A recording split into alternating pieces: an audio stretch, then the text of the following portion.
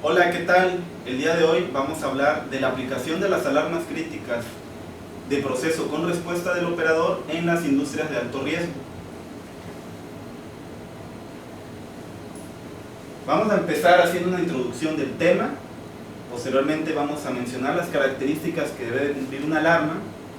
Posteriormente vamos a mencionar la alarma como una capa de protección independiente y al final vamos a mencionar las conclusiones del tema.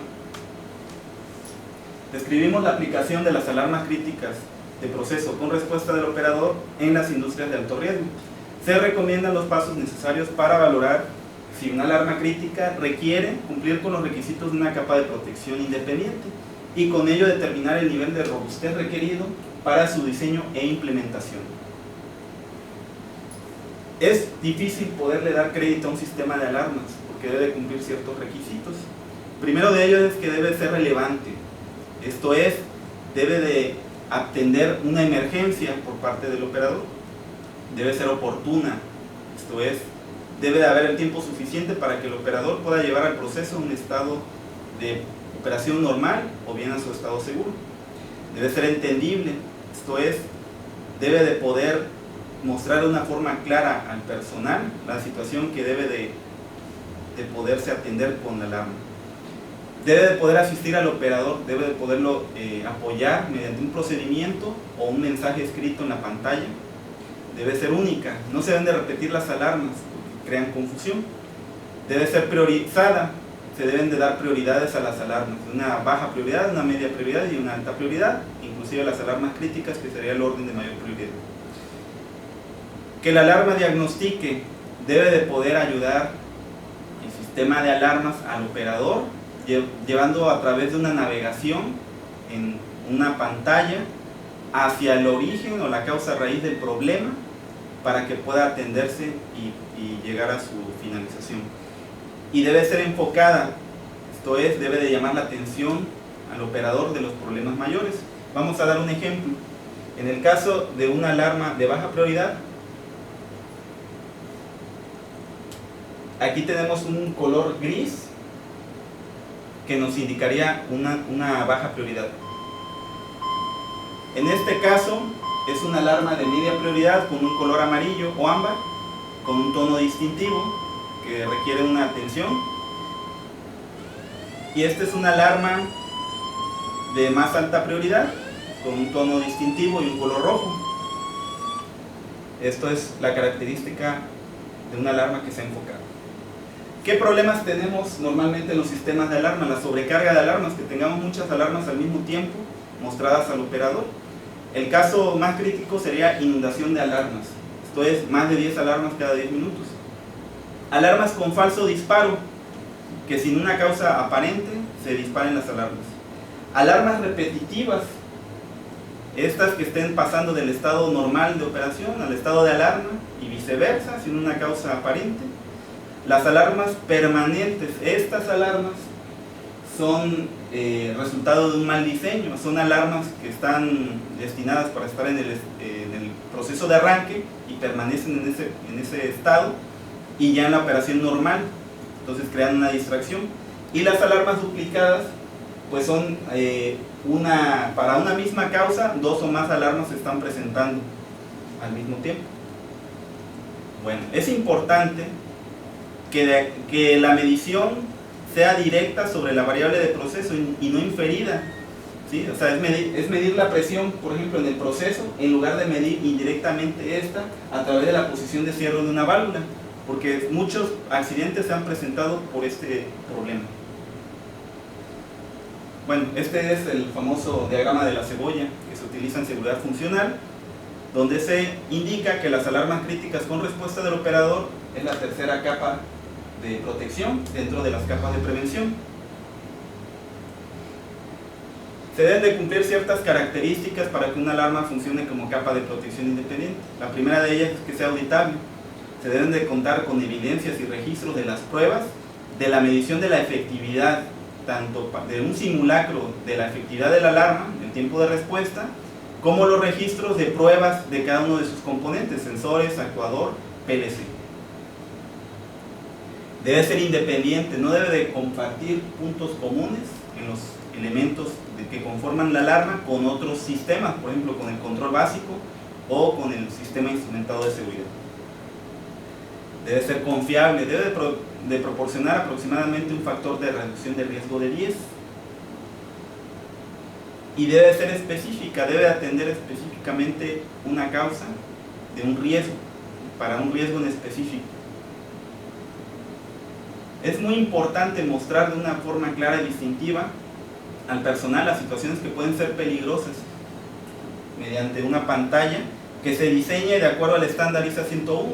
Aquí, como vemos en el ejemplo, una aplicación correcta es utilizar colores que no llamen la atención en las condiciones normales de operación. La situación incorrecta sería utilizar los colores típicos de una alarma para una situación operativa. Esto distrae al operador y crea lo que es el efecto de ceguera de taller. Cuando estos colores se presenten en una alarma, pues ya no van a llamar la atención. Debemos de tener un tiempo de 10 a 20 minutos para poder atender la alarma, y esto mucho dependerá de la cercanía del operador con los equipos que tiene que operar para llevar al proceso a su condición normal. Nosotros en el 2011, en el Congreso de la ISA en Houston, presentamos este diagrama que nos ejemplifica la evolución de la alarma crítica con respecto a la variable de proceso y al tiempo.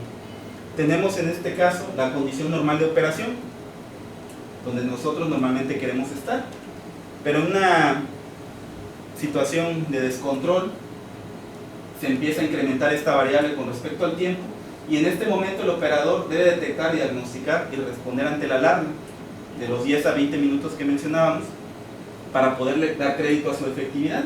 Y va a haber un colchón o espacio que es el retardo debido a la dinámica del proceso. Nosotros, si no vamos a tener el tiempo suficiente para poder atender la alarma, entonces aquí tendríamos que implementar un disparo por medio de un control básico o un sistema instrumentado de seguridad.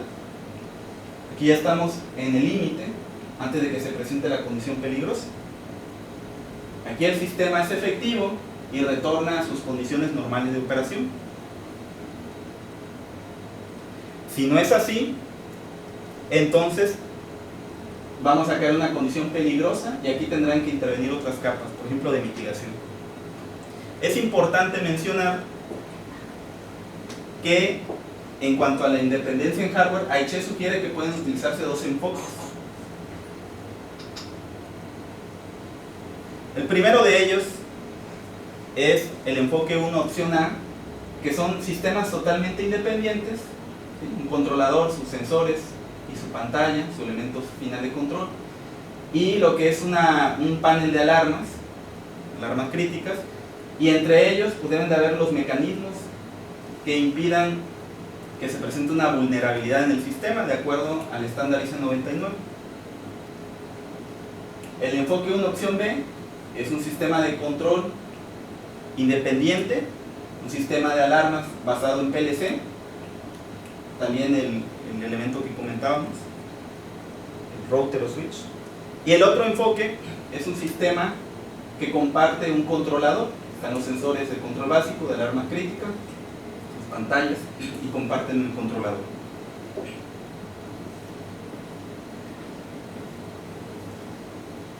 El estándar ANSI ISA 18.2 menciona que se debe considerar un ciclo de vida para todas las etapas a desarrollar. Vamos a empezar con establecer una filosofía de operación donde se establecen los objetivos del sistema, qué tipo de alarmas vamos a manejar, baja, media, alta prioridad, inclusive alarmas críticas, las personas que van a estar involucradas, sus puestos, los tiempos que se supone se van a hacer los mantenimientos, quién va a llevar a cabo las inspecciones y validaciones.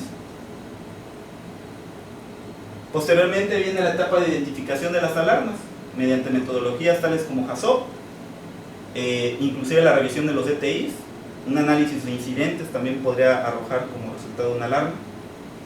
Posteriormente viene la etapa de racionalización, esto es jerarquizar las alarmas en las prioridades antes mencionadas, alta, media y baja.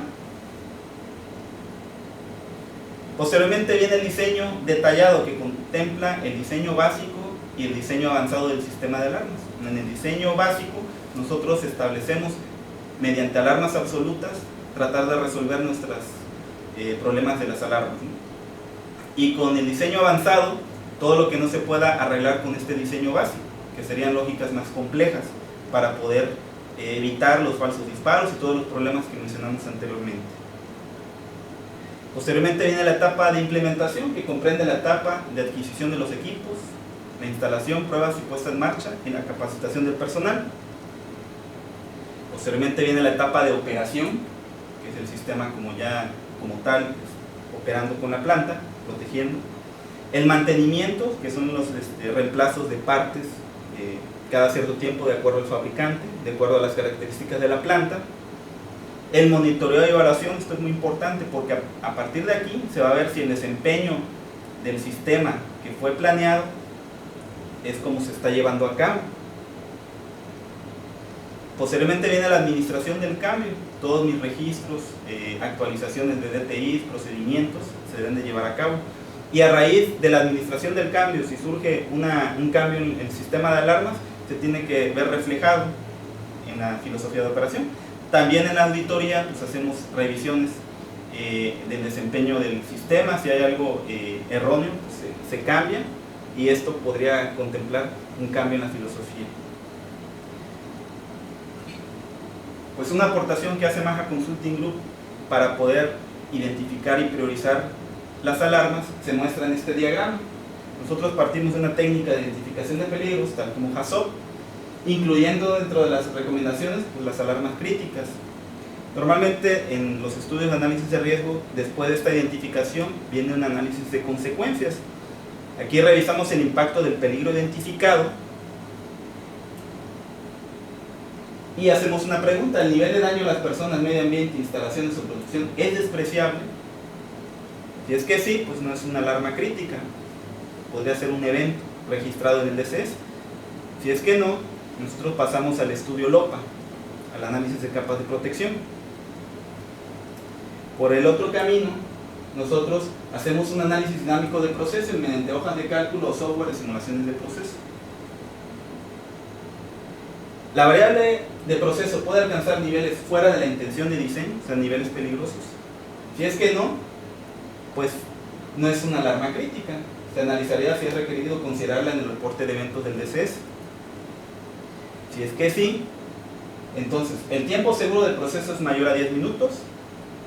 Si es que no, tenemos que listar la implementación de una función de seguridad que tome acción de forma automática. Se incluye dentro del LOPA como recomendación de una función instrumentada de seguridad, muy probablemente. Si es que sí, nosotros nos iríamos al estudio LOPA y aquí determinaríamos si las capas de protección existentes sin el uso de la alarma crítica reducen el riesgo a un nivel tolerable. Si es que sí, pues no se requiere implementar la alarma crítica con respuesta del operador como una capa de protección independiente con hardware independiente. Si es que no, es este camino. Nosotros tenemos que implementarlo como una capa de protección independiente, proporcionando un factor de reducción de riesgo de 10. Conclusiones. Es importante considerar desde la etapa de diseño que las alarmas críticas con respuesta del operador sustenten sus características de efectividad y se ligue la importancia de su implementación con el nivel de riesgo asociado, tomando en cuenta el tiempo seguro del proceso. Esto es muy importante. Si no tenemos el tiempo suficiente, pues tampoco sería una alarma, sería un disparo, como mencionamos anteriormente. No es práctico desde el punto de vista de la seguridad y de los recursos invertidos implementar alarmas de proceso cuando éstas no le indican al operador de las desviaciones o condiciones anormales del proceso que requieren de una respuesta inmediata. Y ya lo mencionamos anteriormente, que estos colores distintivos, estos tonos, pues deben de informar de una situación apremiante. Es importante considerar desde el punto de vista del nivel de riesgo y de los recursos económicos disponibles, seleccionar el tipo de arquitectura que mencionábamos anteriormente, totalmente separada o que compartan un controlador, porque esto se refleja en costos. Y esto pues va a ser validado a través de la secuencia que mencionamos anteriormente hasta llegar al estudio LOPA. Gracias por su atención.